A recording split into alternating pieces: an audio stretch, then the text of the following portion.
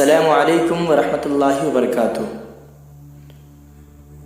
ناظرین، لجنہ T V YouTube channel میں آپ حضرات کا خیر مقدم ہے۔ آئیے پارہ شروع کرتے ہیں۔ پارہ نمبر 3۔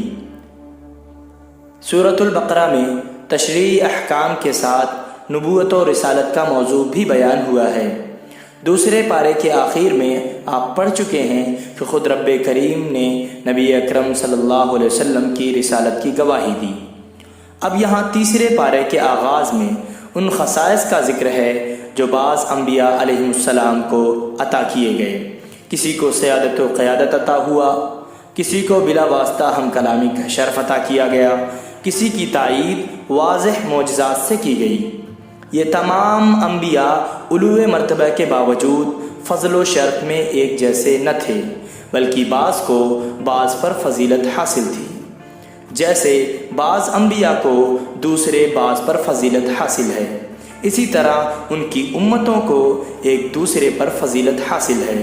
چونکہ بہت ساری خصوصیات اور امتیازات کی بنا پر ہمارے آقا حضرت محمد صلی اللہ علیہ وسلم کو تمام انبیاء پر فضیلت حاصل ہے، لہٰذا آپ کی امت کو بھی دوسری تمام امتوں پر فضیلت حاصل ہے۔ انبیاء کے فضائل اور فرق مراتب کو بیان کرتے ہوئے یہ سورت ہمارے سامنے اس آیت کو پیش کرتی ہے جو کتاب اللہ کی افضل ترین آیت ہے۔ میری مراد آیت الکرسی ہے، جو 50 کلمات اور 10 جملوں پر مشتمل ہے۔ اس میں 17 بار اللہ تبارک و تعالیٰ کا ذکر آیا ہے، کہیں صراحتاً اور کہیں اشارتاً۔ تیسرے پارے میں حضرت ابراہیم اور حضرت عزیر علیہ السلام کے قصے بیان کیے گئے ہیں۔ حضرت ابراہیم علیہ السلام کا وہ قصہ بھی جب انہوں نے نمرود بن کنعان جیسے سرکش اور متکبر بادشاہ کے ساتھ مباحثہ کیا تھا، اور وہ قصہ بھی کہ جب انہوں نے اللہ تبارک و تعالیٰ سے درخواست کی تھی کہ مجھے مردوں کو زندہ کرنے کا منظر دکھایا جائے۔ یوں ہی حضرت عزیر علیہ السلام کے دل میں ایک تباہ شدہ بستی کو دیکھ کر خیال پیدا ہوا تھا کہ نہ معلوم اس بستی کو دوبارہ کیسے زندہ کیا جائے گا۔ چنانچہ خود ان پر 100 سال کے لیے موت مسلط کر دی گئی، پھر انہیں زندہ کیا گیا۔ سورہ بقرہ کے مطالعے سے پتہ چلتا ہے کہ اس سورہ میں 5 جگہ احیاء موتا یعنی مردوں کو زندہ کرنے کا موضوع ذکر کیا گیا ہے۔ اس مقتول کے واقعہ میں جو گائے کا گوشت جسم کے ساتھ لگنے کے بعد زندہ ہوا تھا، بنی اسرائیل کے ان معاندین کے قصے میں جنہوں نے رؤیت باری کا مطالبہ کیا تھا، اس قوم کے قصے میں جو طاعون سے بچنے کے لیے گھروں سے بھاگ کھڑی ہوئی تھی، حضرت عزیر علیہ السلام کے قصے میں اور حضرت ابراہیم علیہ السلام کے قصے میں۔ مذکورہ بالا کے علاوہ سورۃ البقرہ میں جو اہم مضامین بیان ہوئے ہیں وہ درج ذیل ہیں۔ دین اسلام انسانیت، انفاق فی سبیل اللہ، اخوت و محبت اور فضل و احسان کا دین ہے۔ انسانی فلاح کا کوئی پہلو ایسا نہیں جس کی قرآن نے دعوت نہ دی ہو، اور نیکی کا کوئی ایسا کام نہیں جس کی اسلام نے ترغیب نہ دی ہو۔ سورۃ البقرہ میں انداز بدل بدل کر انفاق فی سبیل اللہ کی فضیلت بیان کی گئی ہے اور اس کے آداب بھی بتائے گئے ہیں۔ سب سے پہلے اللہ کی راہ میں خرچ کرنے والوں اور اخلاص کی بنا پر انہیں حاصل ہونے والے ثواب کا اس کاشتکار کے ساتھ تشبیہ دی گئی ہے جو زمین میں ایک دانہ بوتا ہے اور اس سے 7 بالیاں اگاتی ہیں۔ ایک ایک بالی میں 100 دانے ہوتے ہیں۔ یوں کاشتکار زمین کو ایک دانہ دے کر اس سے سینکڑوں دانے واپس لے لیتا ہے۔ یہی حال اس شخص کا ہے جو اللہ کی رضا کے لیے 1 روپیہ خرچ کر کے سینکڑوں بلکہ ہزاروں لاکھوں نیکیاں حاصل کر لیتا ہے۔ دوسری طرف وہ شخص ہے جو محض دکھاوے کے لیے صدقہ کرتا ہے۔ اسے اس کسان کے ساتھ تشبیہ دی گئی ہے جو اپنی فصل ایسی چٹان پر بوتا ہے جس پر مٹی کی ہلکی سی تہ بچھی ہوتی ہے۔ اگر تیز بارش ہو جائے تو مٹی اور بیج دونوں بہہ جاتے ہیں، جس کی وجہ سے اس کی ساری محنت ضائع چلی جاتی ہے۔ صدقہ خیرات کے شرائط اور آداب بیان کرتے ہوئے فرمایا گیا کہ مناسب بات کہہ دینا اور درگزر کرنا ایسے صدقہ خیرات سے بہتر ہے جس کے بعد دل آزاری کی جائے۔ دوسرا حکم یہ دیا گیا ہے کہ اے ایمان والو، اپنی کمائی میں سے اور جو ہم نے تمہارے لیے زمین سے پیدا کیا ہے اس میں سے بھی عمدہ چیز ہی خرچ کرو، اور ایسی ردی چیز اللہ کی راہ میں دینے کا ارادہ بھی نہ کرنا جو اگر تمہیں دی جائے تو تم کبھی نہ لو سوائے اس کے کہ تم چشم پوشی کر جاؤ۔ تیسرا حکم یہ دیا گیا ہے کہ اگر تم صدقات اعلانیہ دو تب بھی اچھی بات ہے، اور اگر تم چھپا کر ضرورت مندوں کو دو تو یہ تمہارے لیے زیادہ بہتر ہے۔ سورہ بقرہ میں جو شرعی مسائل بیان کیے گئے ہیں ان میں ہمارے دور کا ایک اہم مسئلہ حرمت ربا بھی ہے۔ سود خور کو اس شخص کے ساتھ تشبیہ دی گئی ہے جو جنات اور شیاطین کے اثرات کی وجہ سے خبتی اور دیوانہ ہو جاتا ہے۔ دنیا میں بھی سود خور کا حال خبتیوں اور پاگلوں جیسا ہوتا ہے۔ قیامت کے دن وہ قبر سے بھی یوں ہی کھڑا ہوگا۔ اس کے بعد سود پر ایسی وعید سنائی گئی ہے کہ اس جیسی وعید کسی بڑے سے بڑے گناہ پر بھی قرآن میں نہیں آئی۔ ارشاد ہوتا ہے، اے ایمان والو، اللہ سے ڈرو اور لوگوں پر تمہارا جو سود باقی رہ گیا ہے اگر تم واقعی مومن ہو تو اسے چھوڑ دو، لیکن اگر تم نے ایسا نہ کیا تو پھر تمہارے لیے اللہ اور اس کے رسول کی طرف سے اعلان جنگ ہے۔ یہاں یہ امر قابل غور ہے کہ قرآن نے صدقہ کے فضائل و آداب بیان کرنے کے بعد ربا کے نقصانات اور تباہ کاریاں بیان کی ہیں۔ اصل میں صدقہ اور ربا دو متضاد نظام ہیں۔ صدقہ میں احسان، پاکیزگی اور تعاون کا جذبہ ہوتا ہے، جبکہ ربا میں بخل، گندگی اور خود غرضی پوشیدہ ہوتی ہے۔ صدقہ میں دیا ہوا مال واپس لینے کی نیت نہیں ہوتی، جبکہ ربا میں اصل زر سے زیادہ لینے کی شرط ہوتی ہے۔ صدقہ سے آپس کی محبت بڑھتی ہے، جبکہ ربا سے باہمی نفرت میں اضافہ ہوتا ہے۔ صدقہ کرنے والے کے لیے اللہ کی محبت کا اعلان اور مغفرت کا وعدہ ہے، جبکہ سود خور پر لعنت کی وعید اور اعلان جنگ ہے۔ سود کے نفسیاتی، اخلاقی، معاشی اور معاشرتی نقصانات اتنے واضح ہیں کہ اب سود کے حامی دبی دبی زبان سے ان کا اعتراف کرنے لگے ہیں۔ ربا کی حرمت کا حکم بیان کرنے کے بعد دین، تجارت، باہمی لین دین اور رہن کے احکام بیان کیے گئے ہیں۔ یہ احکام جس آیت کریمہ میں بیان کیے گئے ہیں وہ قرآن کریم کی سب سے طویل آیت ہے، جس سے ثابت ہوتا ہے کہ قرآن مالی معاملات کو کس قدر اہمیت دیتا ہے، اور یہ کہ اسلام دین اور دنیا، عبادت اور تجارت، جسم اور روح سب کو ساتھ لے کر چلتا ہے۔ اس آیت کریمہ میں جو احکام دیے گئے ہیں ان میں سے چند درج ذیل ہیں۔ ادھار کے تمام معاملات میں تحریری دستاویز تیار کر لینی چاہیے۔ جب ادھار کا معاملہ کیا جائے تو اس کی میعاد ضرور مقرر کر لی جائے، اور میعاد بھی ایسی مقرر کی جائے جس میں کوئی ابہام نہ ہو۔ دوران سفر اگر دستاویز کی تیاری ممکن نہ ہو تو رہن رکھ کر بھی قرض لیا جا سکتا ہے۔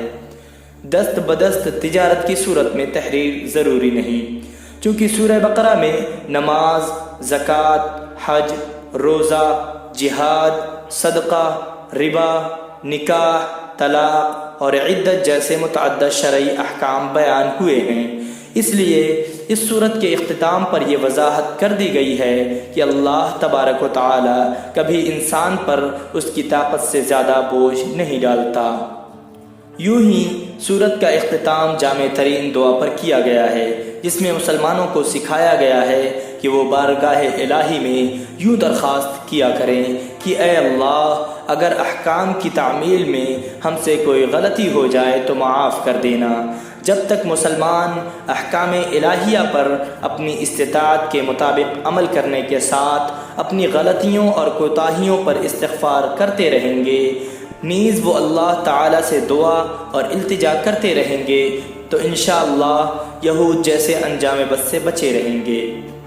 سورہ آل عمران۔ تیسرے پارے کے 8 رکوع تو سورہ بقرہ پر مشتمل تھے۔ اب 9ویں رکوع سے سورہ آل عمران کا آغاز ہوتا ہے۔ یہ سورت بالاتفاق مدنی ہے۔ اس میں 20 رکوع اور 200 آیات ہیں۔ چونکہ اس سورت میں حضرت عمران علیہ السلام کے خاندان کا قصہ بیان کیا گیا ہے، اس لیے اس کا نام آل عمران رکھ دیا گیا۔ اس سورت کی فضیلت کے بارے میں صحیح مسلم میں حضرت ابو امامہ رضی اللہ تعالی عنہ سے روایت ہے کہ میں نے رسول اللہ صلی اللہ علیہ وسلم کو فرماتے ہوئے سنا کہ 2 روشن صورتیں یعنی بقرہ اور آل عمران پڑھا کرو۔ ان دونوں صورتوں کے مضامین میں حد درجہ مناسبت پائی جاتی ہے۔ خود نبی کریم صلی اللہ علیہ وسلم کا ان 2 صورتوں کو زہراوین یعنی 2 روشن چیزیں شمس و قمر قرار دینا بھی ان کے درمیان مناسبت کو ظاہر کرتا ہے۔ علاوہ ازیں ان دونوں صورتوں میں اہل کتاب سے خطاب ہے، مگر سورۃ البقرہ میں زیادہ تر روئے سخن یہود کی طرف تھا، جبکہ آل عمران میں اصل خطاب نصارہ سے ہے۔ پھر یہ کہ دونوں صورتوں کا آغاز حروف مقطعات میں سے الف لام میم کے ساتھ ہوا ہے، اور دونوں ہی صورتوں کی ابتدا میں قرآن کی حقانیت کو بیان کیا گیا ہے، اور دونوں صورتوں کے اختتام پر جامع قسم کی دعائیں منقول ہیں۔ اس سورہ کی تقریباً 80 آیات اس وقت نازل ہوئیں جب نجران کے عیسائیوں کا ایک وفد حضور اکرم صلی اللہ علیہ وسلم کی خدمت میں حاضر ہوا۔ اس وفد میں نصارہ کے 60 افراد شامل تھے۔ وفد کے شرکاء نے حضرت عیسیٰ علیہ السلام کے بارے میں نبی اکرم صلی اللہ علیہ وسلم کے ساتھ مباحثہ کیا اور انہیں معاذ اللہ کا بیٹا ثابت کرنے کی کوشش کی۔ اس سلسلے میں ان آیات سے استدلال کیا جن میں حضرت عیسیٰ علیہ السلام کو کلمۃ اللہ یا روح اللہ قرار دیا گیا ہے۔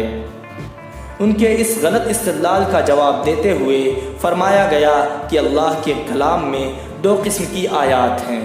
بعض آیات وہ ہیں جو اپنی مراد پر دلالت کرنے میں بالکل واضح ہیں، ایسی آیات کو محکمات کہا جاتا ہے، اور قرآن کریم کا غالب حصہ محکمات ہی پر مشتمل ہے۔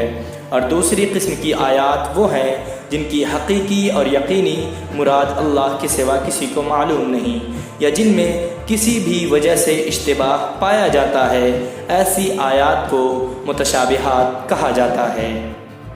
جو حق کے متلاشی ہوتے ہیں وہ ہمیشہ محکمات کی پیروی کرتے ہیں، اور جن کے دل میں کجی اور دماغ میں فطور ہوتا ہے وہ متشابہات کی غلط سلط تعویل کرنے اور ان کی مراد تک پہنچنے کی کوشش میں لگے رہتے ہیں۔ کلمۃ اللہ اور روح اللہ جیسے الفاظ متشابہات کی قسم میں سے ہیں۔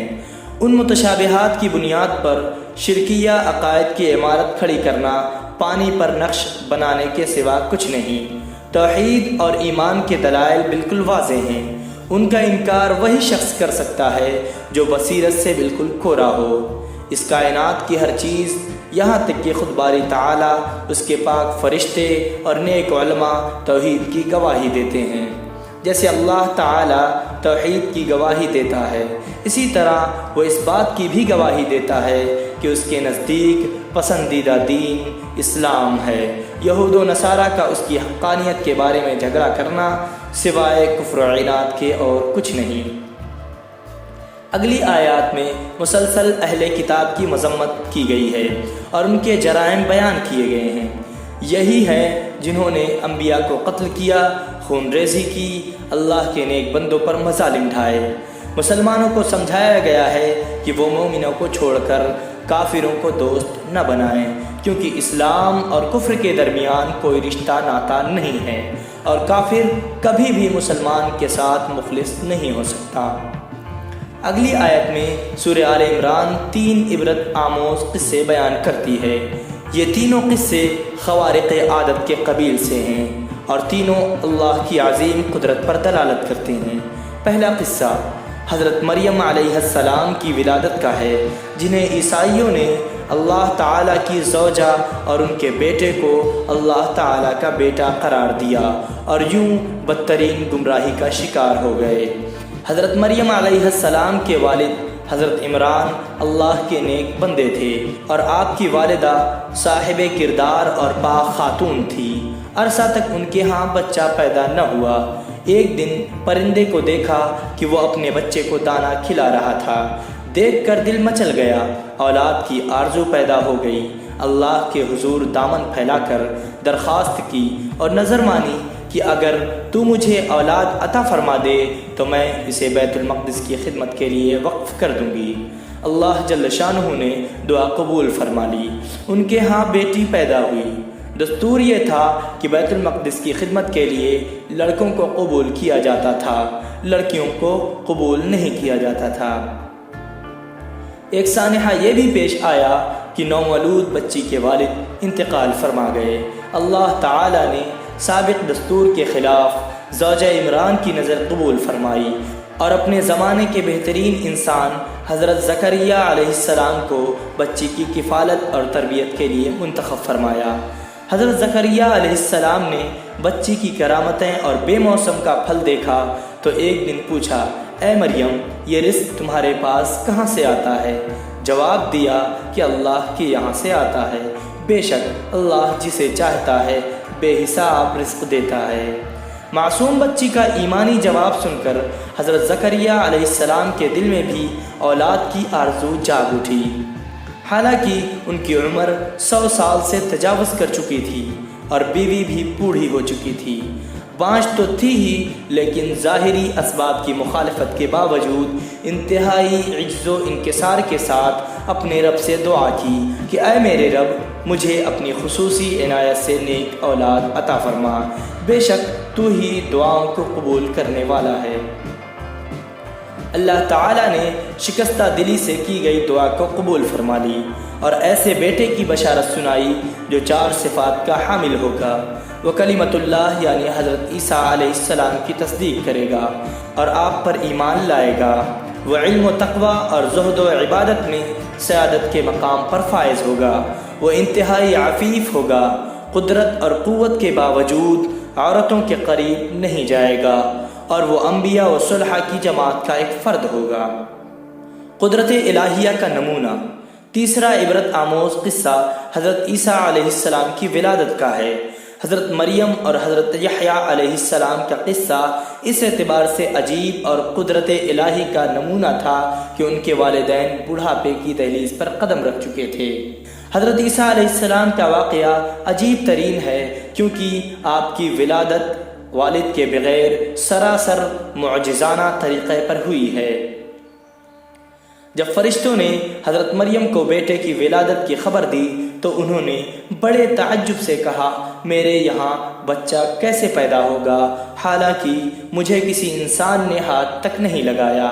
اللہ کی طرف سے جواب دیا گیا کہ اسی طرح ہو جائے گا کیونکہ اللہ تعالی جو چاہتا ہے پیدا کر دیتا ہے۔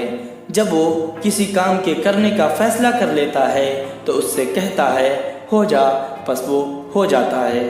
سیدنا مسیح علیہ السلام کو باری تعالی نے مختلف معجزات عطا فرمائے، لیکن ان معجزات کو دیکھ لینے کے باوجود یہود کو ایمان قبول کرنے کی سعادت حاصل نہ ہوئی اور انہوں نے آپ کو قتل کرنے کا عزم کر لیا۔ دوسری طرف اللہ تبارک و تعالی نے آپ کو بچانے کی تدبیر کر لی۔ پھر سب نے دیکھ لیا کہ اللہ ہی کی تدبیر غالب رہی۔ ارشاد باری تعالی ہے، انہوں نے بھی تدبیر کی اور اللہ نے بھی تدبیر کی اور اللہ سب تدبیر کرنے والوں سے اچھا ہے۔ یہودیوں کا دعویٰ ہے کہ ہم نے حضرت عیسیٰ علیہ السلام کو معاذ اللہ سولی دے کر قتل کر دیا۔ عیسائی کہتے ہیں کہ انہیں سولی دے کر قبر میں دفن کر دیا گیا تھا۔ 3 دن تک وہیں رہے، پھر قبر پھٹی اور آسمانوں پر چلے گئے اور وہاں رب کے عرش پر تشریف فرما گئے۔ متحدہ ہندوستان میں ایک مدعی نبوت کے اقتدا کرنے والے فرقے کا دعویٰ ہے کہ آپ سولی پر زخمی ہو گئے تھے۔ آپ کو مردہ سمجھ کر قبر میں دفن کر دیا گیا۔ شاگردوں نے آپ کا علاج کیا جس سے آپ تندرست ہو گئے۔ پھر آپ ہجرت کر کے کشمیر چلے گئے، وہاں آپ کا انتقال ہو گیا۔ ان تمام دعووں کے برعکس قرآن کا دعویٰ اور اہل سنت والجماعت کا متفقہ عقیدہ یہ ہے کہ آپ کو زندہ آسمان پر اٹھا لیا گیا تھا۔ آپ قیامت کے قریب آسمان سے اتریں گے اور پھر اپنی زندگی پوری فرما کر طبعی موت مریں گے۔ سورہ آل عمران میں جس وقت اللہ تبارک و تعالی نے فرمایا میں تجھے اس وقت موت دوں گا جو وقت موت کے لیے مقرر ہے، اور فی الحال میں آپ کو اپنی طرف اٹھا لیتا ہوں اور میں تجھے کافروں کے الزامات سے پاک کیے دیتا ہوں اور تیرے اتباع کرنے والوں کو قیامت کے دن تک غالب کر دوں گا۔ نجران کے وہ عیسائی جو حضور اکرم صلی اللہ علیہ وسلم کے ساتھ بحث و مناظرہ کے لیے مدینہ منورہ آئے تھے، جب وہ تمام دلائل سننے کے باوجود حق کا اعتراف کرنے پر تیار نہ ہوئے تو اللہ تعالیٰ کے حکم سے آپ صلی اللہ علیہ وسلم نے انہیں مباہلہ کی دعوت دی، یعنی یہ کہ تم اپنے اہل و عیال کو لے کر آؤ، میں اپنے اہل و عیال کو لے کر آتا ہوں، پھر ہم مل کر خشوع و خضوع کے ساتھ اللہ تبارک و تعالیٰ سے دعا کرتے ہیں کہ ہم میں سے جو جھوٹا ہے اس پر اللہ کی لعنت ہو۔ عیسائیوں کا یہ وفد جو 60 افراد پر مشتمل تھا اور اس میں ان کے 14 انتہائی سربراہ مذہبی رہنما بھی شامل تھے، ان میں سے کوئی بھی مباہلہ کے لیے تیار نہ ہوا، بلکہ آپ صلی اللہ علیہ وسلم کو جزیہ دینے پر راضی ہو گئے۔ یہ واقعہ بیان کرنے کے بعد سورہ آل عمران تمام اہل کتاب کو، خواہ وہ یہود ہو یا نصارہ، ایک ایسے کلمہ پر متفق ہو جانے کی دعوت دیتی ہے جس کی تلقین تمام انبیاء علیہم السلام نے کی ہے اور جس کی تعلیم چاروں کتابوں سمیت تمام آسمانی صحیفوں میں دی گئی ہے، اور وہ ہے کلمہ توحید لا الہ الا اللہ، یعنی ہم اللہ کے سوا کسی کی عبادت نہ کریں۔